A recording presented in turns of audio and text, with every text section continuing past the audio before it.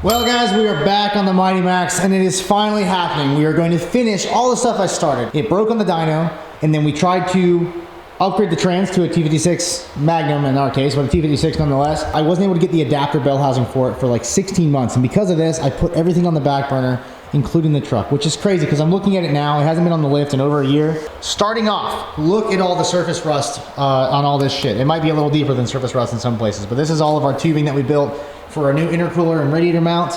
We've got our new adapters for our aluminum tube front that were welded on. None of that got painted. It's pretty horrible. Working our way back, the biggest problem is the issues that happened on the dyno that I never was able to truly fix. The drive shaft snapped, and it snapped back here at around 7,000 RPM, and it was likely due to a over-torqued U-bolt. Now, obviously we have caps on here with ARP hardware now, but we didn't at the time, and I think that's what failed. And it did things like tore up that support there. It bent the floor. You can see I haven't fixed that yet. It rattled around in this loop. The loop did do somewhat of a job, but not enough.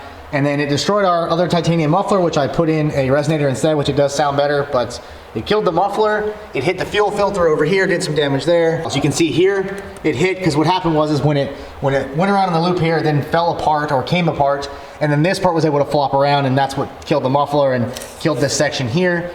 And that was just as it was coming down from 7K. It's not like we stayed on the gas, So it did a lot of damage in a short amount of time, chipped off some paint there, did some scratching. And then it also broke the tail shaft. Now this is an AR5 from a Colorado. It's obviously a different one, it's been replaced, but it killed the tail shaft housing back here.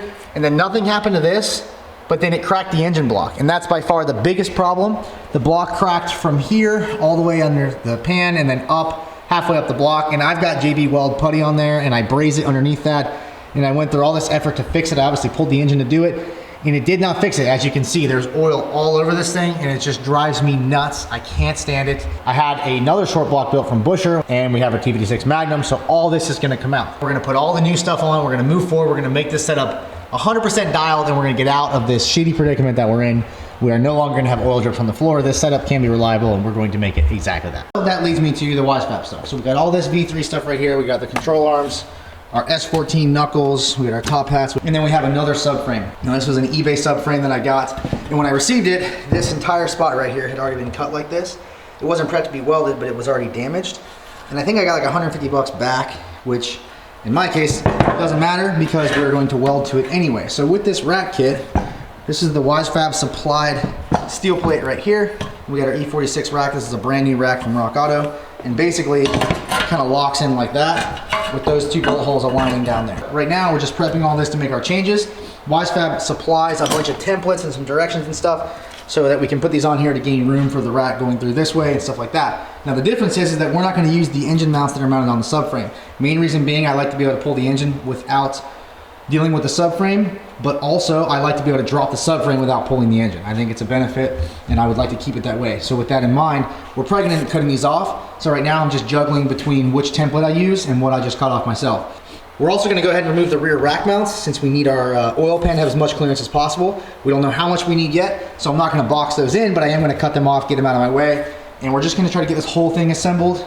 And I'll pick up once I've got that sorted, and then we'll get it put in the truck. Somehow, I lost a bunch of video footage that explains all of the massive changes that I made, but there's a lot of them, so I need to get you guys up to speed. Here's our motor assembled. I've referenced this engine a couple times. It is a 2-liter long rod motor, higher compression, 10-to-1, and it's a fresh head as well. And then we went with the cast oil pan, which you can see in these photos here. We went with a reusable oil pan gasket, just a bunch of little stuff that's going to make this thing nicer to work on and service in the future. We added a better oil drain fitting. I think it came with a -6am, which was kind of weird, so that's pretty strange. And then I got the head assembled. Everything is fresh with the Stuart Lewis rear billet neck on it. And then the biggest thing, this photo here, is we switched to an 8 HP transmission. So in these photos, I'm just getting it cleaned up, but this is an N57 spec BMW, a diesel BMW out of Europe transmission. It's already got a board in it to run a Turbolamic TCU. And this is the smallest version of a trans you can get, at least at the time of this video, in the 8 HP 70 realm. Now, the reason I did this is because I wasn't able to get the clutch built that I wanted for the T56 Magnum, which I did have, but I ended up selling, and we went this route. Now here you can see it's compared. It is much bigger than the AR5, and there's no bell housing in that photo. Now in this angle, you can see how much taller it is. It's a big bitch. So I did a couple test fits, try to see how this is possible, if so, and committed to make it work. Then I looked into the DCT shifter billet clutch emulator, which you can see here. and more on that later. Now we have the Dummy Works adapter pictured. They make the entire kit. It is sick, it's complete, and really, really nice quality. So I'm very happy with that. Moving to another photo of this, getting these things together, getting them lined up, and making sure it will all bolt together in place. Here you can see it bolted. It's a really sick looking setup, but the trans is definitely bigger than the engine, which is kind of ironic. Now, test fitting it, I did a couple things. With the WiseFab V3 fronts, it's really hard to get this thing in with the subframe in place. It's pretty much impossible. So the subframe has to be dropped down, which had to happen a lot to get this all test fitted. You can see here, the clearance is not quite there with the original tunnel, but because I want to paint the truck anyway, I'm not too concerned, or I wasn't too concerned, and we marked all our stuff and then made changes accordingly. The bolts hit in a lot of places. The water neck didn't fit. There's a lot of caveats to doing this, but you know, I was committed to it, so I locked in and started grinding.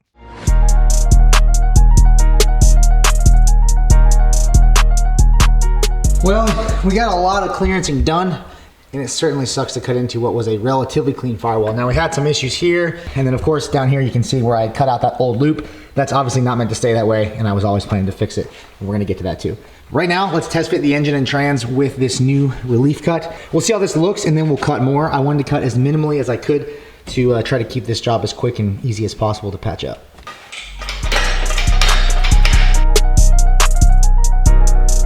First looks, and we're really close to where we need to be. We don't have any contact on this side, but on the passenger side, the bell housing bolts are touching the sheet metal just a little bit. That lower bolt's touching right there, and then on top, the trans is touching the top of the trans tunnel. Before I move on to grinding and clearancing more, I want to talk about our oil pan clearance because it looks like we're going to actually be okay.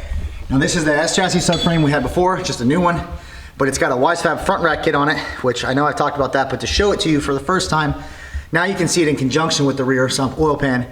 Now this oil pan is bigger. I think it's like 1 quart or 1.5 quart more capacity, so it's like 6.5. And it's obviously in the back, so now when the oil sloshes to the back of the engine under hard acceleration or drifting or anything like that, it's, you know, it should be safer because we're sucking the oil from the rear where all the G-forces push the oil to. So with that, you can see right here, we're really, really close. And we don't have bolts to this, but when I eyeball them, lining them up, it looks like it's about in place, and we just have a little bit of contact right here. It's a little bit of grinding on the pan and we should be good. This is a cast pan, so it's very thick. So I think we can get away with that. And then we have arguably the sickest rear wheel drive 4G combo on the goddamn planet. Jumping way ahead to an update, I skipped over a lot of that fab stuff, and we're just test fitting. It's not done yet, but I have the entire sheet metal adjustment made. Everything fits really well. You can see we have a ton of trans clearance on both sides. Everything looks great. Now, to throw a total curveball into my timeline, if we do this setup here, we're gonna run the thermostat housing somewhere over here, much like it was before, but obviously new fab, new stuff's gonna change. It's gonna be a little different. However, I did pick up a rear radiator setup. I've always wanted to do it, and I think now is as good a time as any. So with that, I will have to pull the timing belt off, put our water pump delete on here, which is just a flat plate, and then we have a lot of new plumbing to figure out. So it's a CSF R series radiator. It's triple pass. It's got 1-16 fitting here, and then a -20 on the bottom. It's pretty cool. It's got the black core. Looks pretty nice. I'll show you more how to use it. And then I got the shroud that goes with it, the Durale shroud with the 2 SPAL 14-inch fans. And then we got the Craig Davies water pump. The pumps are sick. They flow, I think, 43 gallons a minute, which a lot of guys say you need 50 gallon minimum for rear rad. I don't know yet, we'll see, but I have that. A lot of guys have good luck with it too. So there's the explanation for that. Now I need to build our trans mount. I'm gonna put my intake manifold on, turbo kit on, intercooler in place, get all the charge pipes in place. It should put the motor where we need it. Right now I'm holding the trans up with a jack, and once that's all done, I can double check, make sure my pinion angle is effective and sufficient, and we can go ahead and tack weld our trans mount in place. Things are moving right along. We got the intake manifold mounted up, and we have the front of the motor protected because it's all the new timing components, and I need to grind the block. So in my very artistic ways, I've marked the block here where it needs to be ground down. The reason for this is because we're running the Evo 8.9 RTEC manifold. That was never designed to be run on the first gen 4G63, but it worked great, and I did grind my old block. So we're just gonna do the same thing on this one, but I'm hoping that with a fresh flap disc and more determination, we can get this thing done in like 1 or 2 tries. As soon as we get the manifold bolted up, intercooler goes on these mounts right here, charge pipes go in, and we will know the final resting place for our trans, or where our trans angle needs to be. We have clearance. Getting that originally right was a pain in the butt, but we're there now. So the next thing to do is put our intercooler in, put our charge pipes on, and then probably play with the jack that's on the trans side until everything lines up, you know, well enough to work.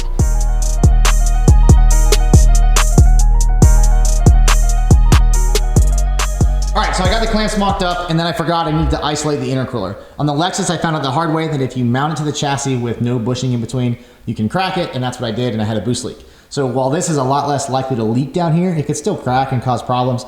So we have it isolated, and that also allows us to kind of lean the intercooler back if we need. But even while it was hard mounted, I had all the Vangeant mock-up clamps in place. Everything was good, so I started on the trans mount. Ideally, we want to be at the same angle as we were before so that our downpipe fits, our exhaust lines up, all the stuff is the same. And as of right now, it's at the exact same angle. It's pointing back 4.1 degrees right now, but that's keeping in mind that our truck is leaning at 1 degree relative to the world. So we're at 3.1 degrees lean back, which is fine. I'd like to be at 2.5, but 3 is fine. We were at 3 this entire time with the front sup pan in the past, so it's only going to be better moving forward from here. And of course, the pinion is pointing up at an equal and opposite measurement. With that in mind, we took our old mount, which I know clears the exhaust, so I figured why not. Plus, it does give us some extra ground clearance because you can see the trans does hang a little low relative to what was in here before. And then I just clearanced it out. So I cut a section out right here with the plasma cutter, cleaned it up with a grinder, and then we got some plate in there. And then I have another plate up there on the mounts. And the plan is I'm going to take these plates that we have here, and they're gonna go something like this. And I have 2 of them, so they will go on both sides.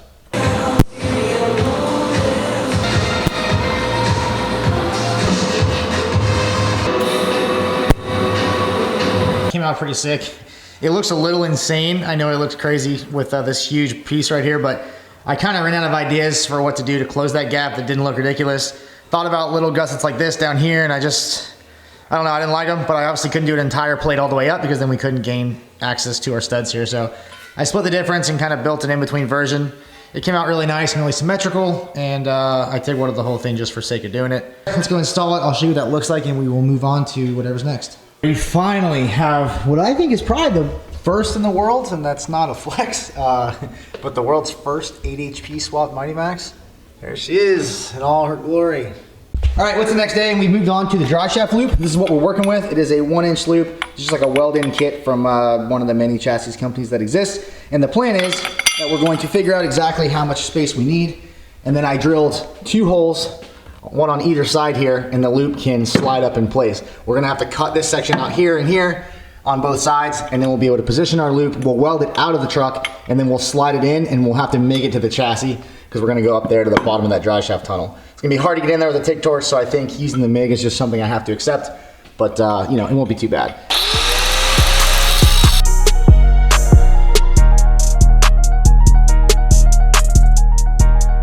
All right, our dry shaft loop is fully finish welded. I capped the ends of it, came out pretty nice, and I threw some primer on it, except for where it's gonna get welded so that it can just not rust, since once it's up in there, it's gonna be hard to get up there with a can of spray paint since we can't really see the top. Here's the finished dry shaft loop, and I gotta be honest, it came out like total shit. I hate MIG welding overhead. I don't like welding painted surfaces.